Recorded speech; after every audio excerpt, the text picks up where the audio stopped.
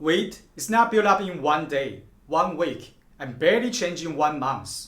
And that also applies to body fat too. You may notice your weight changing on scale every day if you happen to measure your weight on a daily basis. However, don't feel panic and excited, because most of the time those weight changes are due to the water that is stored and lost in your body cell.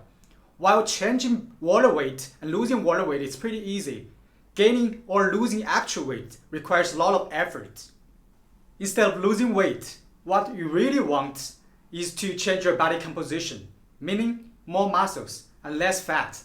And that process takes months for you to see significant progress. And you need a plan to get you ready for the challenges that down the road. First, setting up your goal.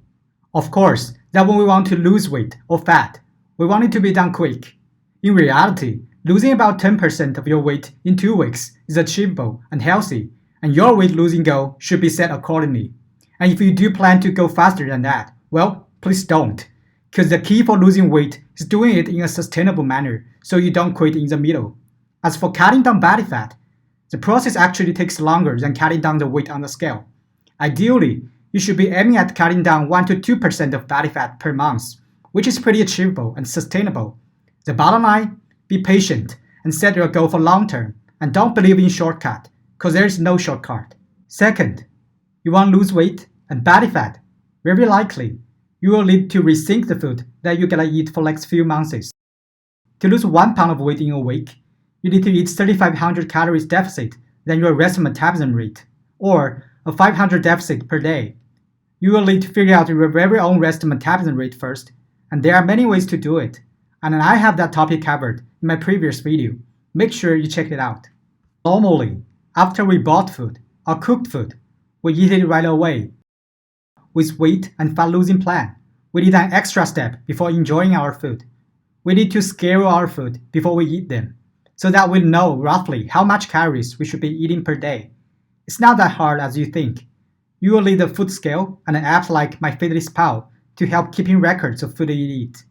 Please don't skip this step, otherwise you are sailing a boat without navigation. Third, besides eating less calories per day, you may want to switch some of your unhealthy and highly processed food to healthy and whole foods. We know our daily food contains macronutrients like carbs, fat, protein, and sodium. To lose weight in the most efficient way, we want to source those macronutrients carefully. For carbs, considering switch from white bread, white rice, or any refined carbs to things like sweet potato, brown rice, whole wheat bread, which has more fiber and less sugar contents, so that you intake less materials for fat storage, and your insulin sensitivity will be improved too, which will make sure that your weight will keep going down and less likely to going up again. For protein, you have more freedom. Little extra protein intake will not make you gain weight like carbs and fat will. Also, protein-rich foods are very fulfilling. Eating them will help you keep your daily calories intake down without feeling super hungry.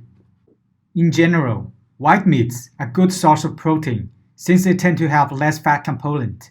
Food like chicken breast, fish, lean beef, and turkey are perfect food choice for weight and fat loss. I know they are not as tasty as some other meats, but like I said, if you really mean it for fat losing, that's your enemy to conquer. And in fact, there are a lot of delicious white meat recipes out there. It's not that hard to find some that will make your white meat just as tasty as all other foods. For fat, if you are resourcing your protein from white meat, you have already done a good job for limiting the fat intake from food.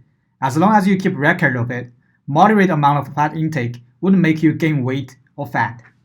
Last, but not the least, the exercises.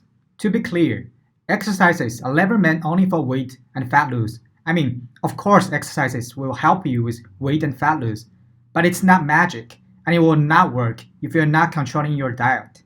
In fact, even if you do not perform any exercise, you can still lose weight and fat by dieting.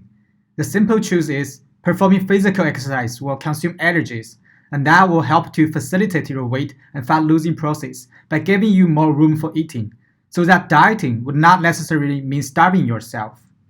That being said, introducing exercises, no matter what form, it could be something you enjoy doing like walking, basketball, swimming, and running, which will make your weight and fat cutting process easier.